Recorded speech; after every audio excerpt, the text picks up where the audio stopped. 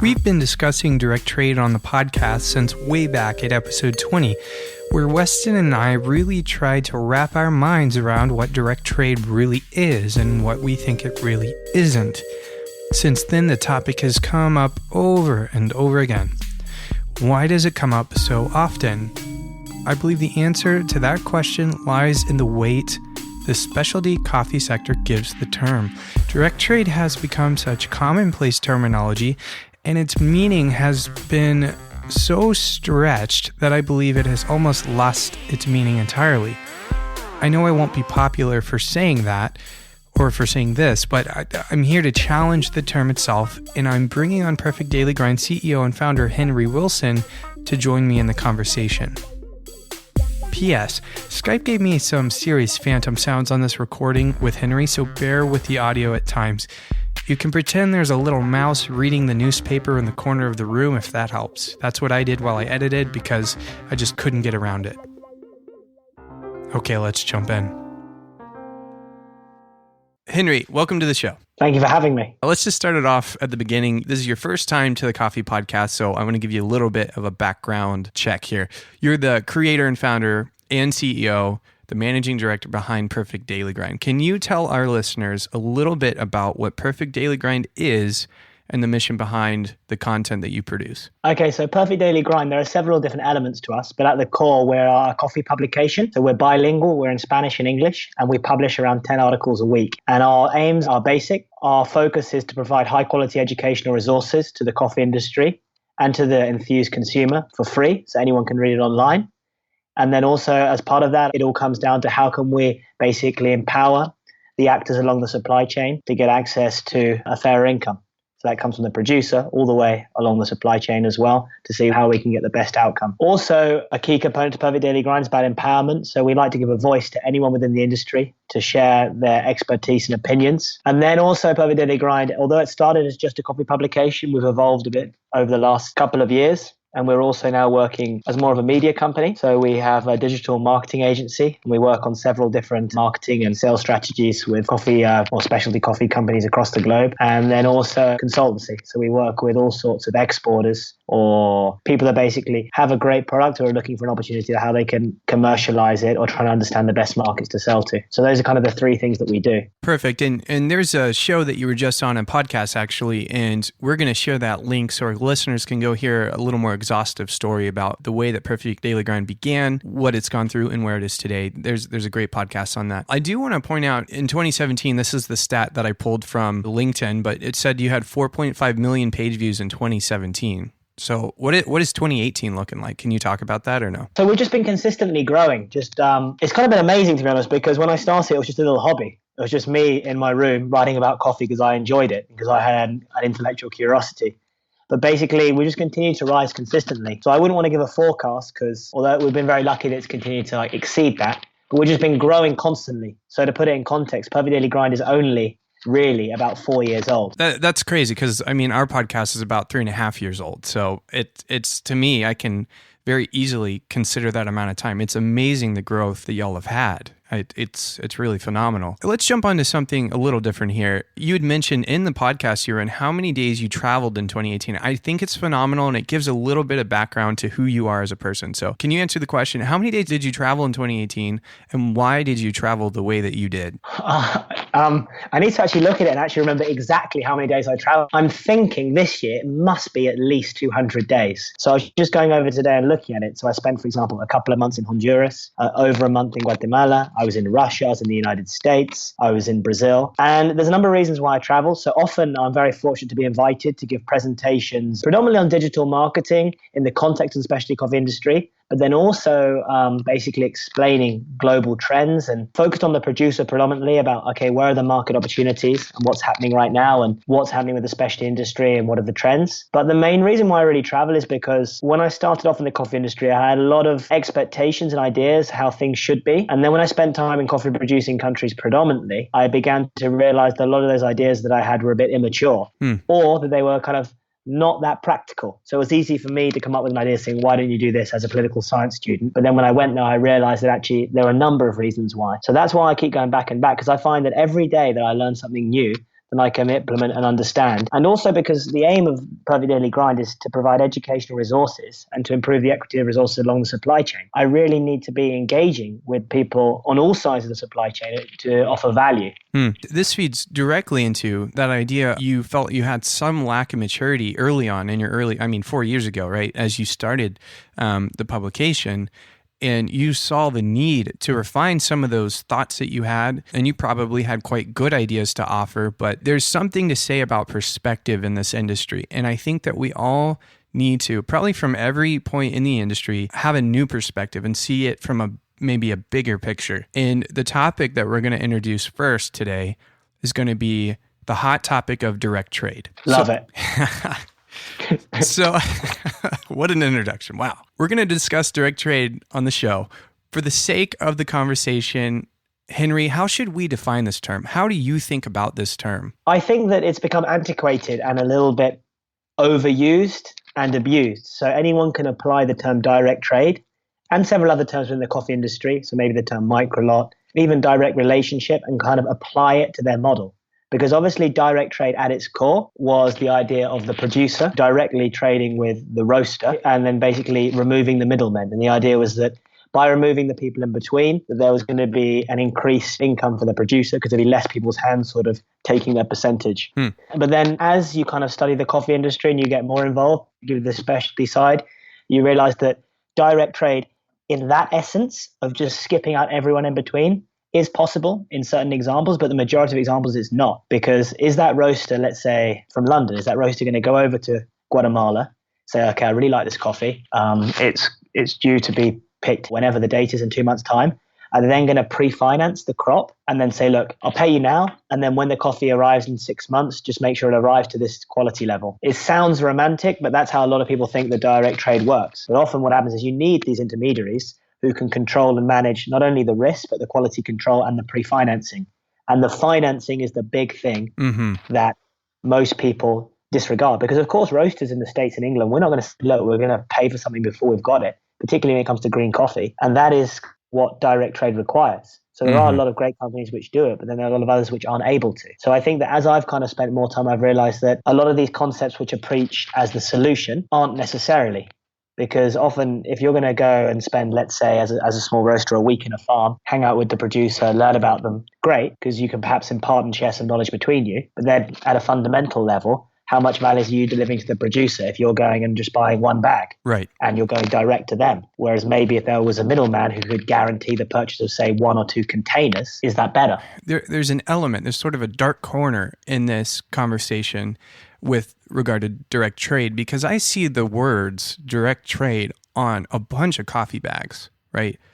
And it makes me really wonder, it's not standardized, correct? Like we can establish, at least to my knowledge, I don't think it's standardized. So there's sort of this marketing advantage to saying direct trade when it's actually not. Do you see that as well, Henry? You have been all over the world. Have you seen that as a thing that's happening? Well, the thing that I really see, if you want to get real and be like, look, this is real direct trade, is when you're in Brazil, Guatemala, Colombia, and you go to a specialty coffee shop that roasts their own coffee, because then they will go to the farm, buy the farm in green, bring it back to their roastery, roast it, sell it to the consumer. That is direct trade completely at that level. And you do see that, but that is the real sense where I actually see it most common when I'm traveling.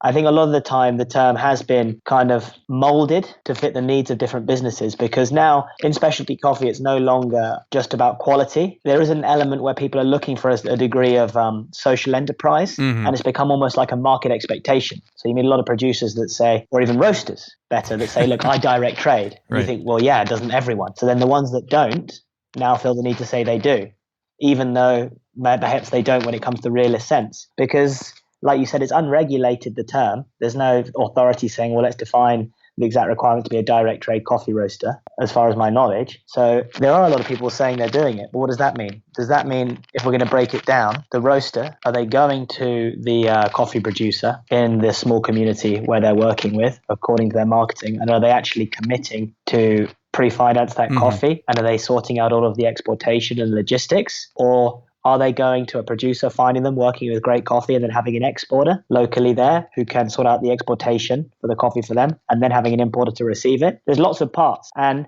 I don't think it's necessarily a bad thing, the way that it's been misrepresented. I just think that there's been a lack of clear guidance as well. And as far as I really care when I get down to it, is like, if that roaster is paying good money for the coffee and has the direct relationship with the producer, then that's amazing. And that's all we really need. And that's what it comes down to. It's like, I wouldn't mind if I was working with a client and I had to go through a number of people, right? As long as the client paid me a good price, I wouldn't be bothered if there were people in between being involved and facilitating it, making it happen, as long as I felt like I was getting enough. And you're touching a little bit on something I've noticed even recently in the past week. I saw a post about the middleman being the bad guy, sort of this demonizing of the trader, the coffee trader, or what have you. And I see this common in direct trade conversations as this idea that everybody in between the roaster and the producer are this kind of evil or this kind of bad thing. What do you think about that? I mean, when we all start off in the coffee industry, we all said direct trade, that's the way forward, skip out the middlemen. But like I'm saying, it's a lot more challenging than that, because if you want to remove all of these middle actors, someone has to, number one, do the work that they do, and someone has to, most importantly, assume the risk that they do. So the key points or the key values that the importers and the exporters are offering is the pre-financing. So they're paying for the coffee and storing it and enabling roasters to purchase it when they want. They're organizing the logistics, and it's not the easiest thing to basically transport coffee in containers across the world. And then they're also having the quality control. So if directly with a producer, you're obviously having the risk that maybe you won't get the coffee that you originally wanted, or maybe it might not taste as great as you thought. So I think that it's unfair to demonize the importer and the exporter, because a lot of times they are necessary parts of the chain. If you're a very large roaster and you have the infrastructure to do all of the things that I've mentioned, then that's great as well. But I think it's unfair to demonize, because a lot of these actors are completely necessary for the specialty coffee industry as it currently stands. They're also fulfilling an interesting role, that they're becoming increasingly somewhat like banks. Because if you think about it, they have to go to a farm, pay for the coffee, say, I don't know, we're talking about hundreds of thousands of dollars if they're buying multiple containers of coffee. They're then having to transport it all the way to, say, the warehouse in the United States, store that coffee for an extended period, then give it to the roaster. And often the roaster is not used to paying immediately. So then the roaster might say, look, I need 30 days payment terms. So they're becoming an intermediary financial institution as well. That's basically offering finance to not only the producer, but also to the roaster. I'm really glad you made that point, because it's probably safe to assume that most roasters cannot afford or cannot sustain direct trade. Financially speaking, as you mentioned before, there's this weight of financial responsibility or risk even to prepay a producer, a farmer, what have you. And most coffee roasters, I mean, in my area, I'm just thinking of the ones in Austin, Texas, direct trade. I can't see it being reasonable without the middleman. So it's strange to see direct trade on a bag. I have to wonder what that actually means. And the problem I see too, there's a lot of confusion over this term. And I think back to what you said, there's this expectation that everybody's doing it. And so then there's this pressure on the companies who aren't really doing it to say that they are doing it. I don't think it's necessarily malicious, but it seems to me direct trade it's a very confusing topic. I mean, what do you think about that on the cafe side? Yeah, I mean, I think that a lot of times that there's different things. It's like often we are looking as coffee professionals and imposing certain things on the consumer, and maybe we're overwhelmed with information. So part of it is that we go ahead and, as the coffee lovers, we're going to say, look, is this direct trade? And the barista is often not used to someone coming in and asking for all this information, because they're kind of showpiecing it. And there'll be people within the cafe or roastery who'll be really proud, who will talk to you for hours, but there are other people that just aren't used to having a consumer so interested in it. And then when you start asking, they're kind of like, why does this person want to know so much? But I also think that on the side of the direct trade is that there are so many different ways to look at it. And like I'm saying, that to me, it doesn't really matter as long as the producer's getting a good price for their coffee and they're happy with the relationship. And if they're building long-term relationships with producers through importers and through exporters, that's great. And I think that if you're going to look at Austin, where you live, for example, I mean, it's very challenging for a roaster there who would be able to go directly to a farmer and just pay for their coffee. I'd expect at the very least they'd be going through an exporter and they'd be purchasing coffee FOB. It's easy now, for me, after working coffee for a while, to look at it like that. But when you start, you really think it is as simple as, well, let's just skip out all of these people. They're all greedy. They're all taking money that could potentially go to the farmer, and I'm gonna remove that and I'm gonna make it better. A lot of times it's just not that simple. Like, it's about looking at the actors along the chain and then seeing, do they add value? And if they do, then they're necessary and they support the industry in some cases. But if they don't, then they will gradually become eroded. Yes. You know, it's like anyone. If you're buying and selling something, if you're not doing anything, you're just buying it and selling it, just a really old school broker or trader, then eventually people will just not need you. And this happened in a lot of industries online now, where people have just gone straight to the direct to the retailer and skipped out lots of people. In coffee, it hasn't happened quite like that because there's a lot of value offered by the middleman. And I don't want to come across as someone who is the great ambassador for the importer and the exporter. I just think it's just a more of a realistic approach to the industry. But I would always encourage roasters to have the connection with the producer as much as possible. And if they can do direct trade, phenomenal, amazing. But if they can't, then just make sure that they're just connecting with the producer and have that relationship. Because what coffee really comes down to a lot of the time is trust. You're basically paying someone for better coffee. And sure, you can quantify the quality of that coffee through, say, cupping protocols or grading or a number of different ways, visual defects. But sometimes it comes down to, do you believe, so does Henry believe that, say, Jesse's coffee is as good as he says it is? And do I also believe that if I ask you to make this coffee, and if it's not quite as good as what I expected, am I still going to pay the price? Or am I going to say, hey, I asked for better, I'm not going to pay for it? So it comes down to real trust and relationships. And that's why it's so important, because it's managing a risk. I mean, work in agriculture for a producer is incredibly uncertain. So it's really the whole relationship. So the roasters that I really admire are the ones that go to farms and say, look, I'm going to work with you for this year. I'm going to ask you to do these experiments. I'm going to ask you for these exotic coffees. But if they don't turn out amazing, I'm still going to buy them. And they might say, look, I'm not going to buy them at the elevated price, but I guarantee you this price for the coffees. And then they come back and they work with the producer year after year. And I've seen great results from that, because it's like anyone. It's like if you have a team member, it's not just about giving someone one piece of work as a one-off. It's about nurturing that relationship and building them and giving them opportunities. Mm-hmm. Yeah, there's a level of commitment assumed in this direct trade relationship that looks to me, I mean, and this is the danger, right? It sounds romantic, but that's hard work. I mean, that's a risky hard work, right? From a roasting perspective to a producer. Would you agree with that? Risky hard work, yeah. If the roasters really want to have a really big impact, it's about sharing the risk, because it's too easy. There's so much great specialty coffee out there and there's so many options. But if a roaster is really committed to working with this one producer and changing that producer's life, it's about saying to them, okay, well, look, I'm going to buy your coffee. And if it doesn't turn out so great this one year, I understand that your livelihood depends on this and we have a relationship. It's like if you have an employee in a company, if they don't perform for a couple of weeks or a month or a while, you might take a step back and think, well, why is this? What's the next best step I'm going to take? Am I just going to immediately remove this person? Or am I going to try and appreciate the situation? Or what's the long-term benefits for me and for them?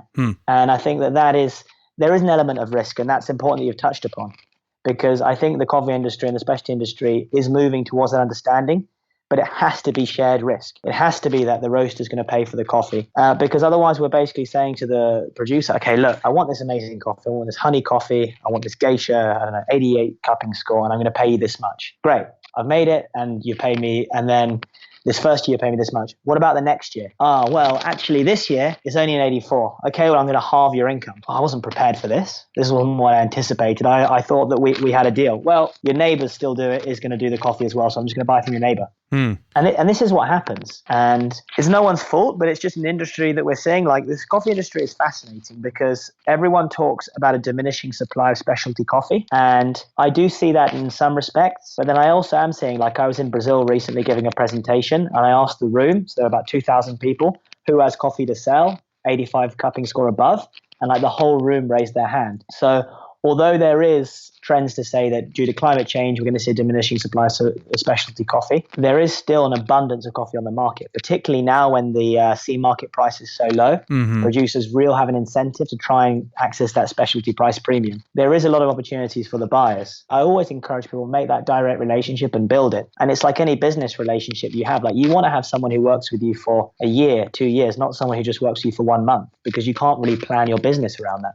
I feel that we're really touching on, this is a topic, I'm reaching back in my mind. We did an episode a long time ago about relationship coffee, and I think direct trade came up, but the idea here sounds a lot more like you'd mentioned, like a business relationship. Like if you have a team member who say even works for you, that's an investment, and a successful long-term mission there is to invest in that person and to be there through the good and the bad is the idea. Here applied sounds like this roaster producer relationship is through the good and the bad as well. It's a relationship business sort of model happening. Henry, do you think that direct trade is this?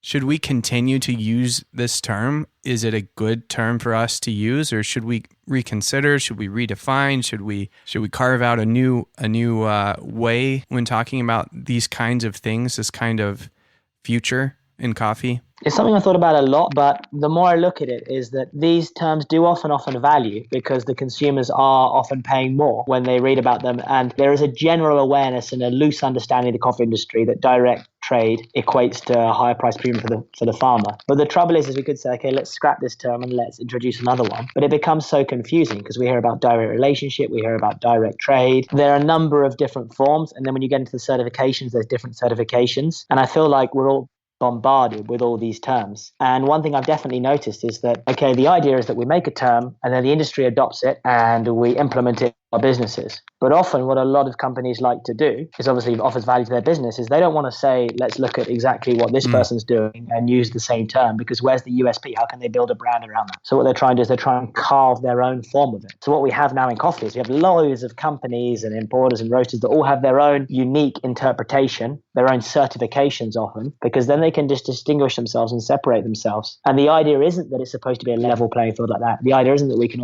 compare all of them side by side. They're implementing it into their branding and marketing so that they have a point of differentiation. Right, to create an advantage against competition. Yeah, and I mean, I understand that entirely. It's like, it's easy for me to say, well, why doesn't everyone just adopt this term and we'll all just introduce it? But then they're going to say, well, why? The whole point is that we have a unique system that we have built over the last 5 years. We have unique relationships with producers. We're doing things differently for other people, and I don't doubt they do. So why should they have to slap the same term or brand or theme to their model?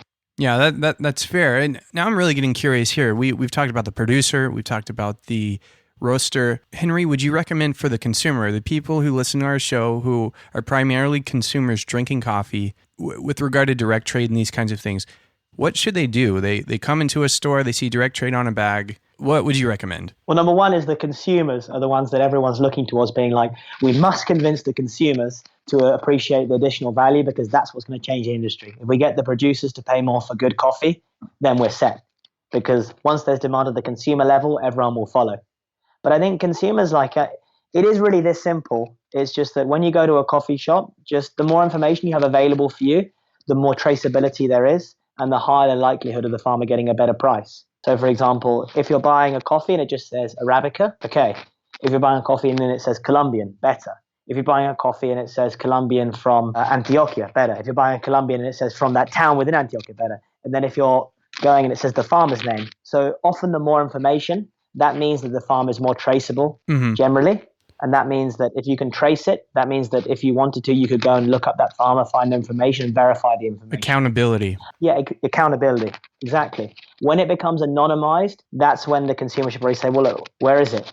And the second part is, if you're looking at a coffee, you think, wow, this is cheap. This is so cheap. How can it be this cheap? The answer is that because it is often, there's a reason why it's so cheap, you know?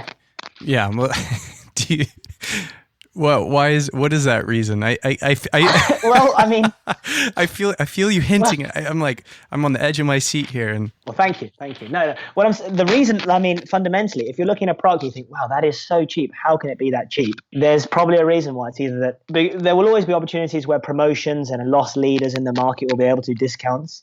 But then often if it's a product is consistently incredibly cheap, you have to think, well, how much are the people being paid? If I'm only paying this much, is that person being paid along the supply chain? And it comes down to being that simple. It's we accept that when we go to buy for example, some beer or something or wine, if it's really cheap, we think, what sort of quality is that really? Where does that really come from? But when it's coffee, we're like, oh, this is all good. It's cheap because coffee's cheap and I'm going to drink it. There's a lack of equity in our buying. I mean, as consumers, there seems to be a lack of equity in the way that we purchase different products. Coffee, yeah, you see cheap coffee, you're like, oh yeah, coffee's cheap. You see cheap beer, you're exactly right. It's yeah. If you saw beer and you were like, man, this is like $1 unlimited refills, you'd be like, And obviously you can't compare those two products together. Yeah. You might be like, this is the best place ever, let's go. Or you might be like, I think I'll avoid them.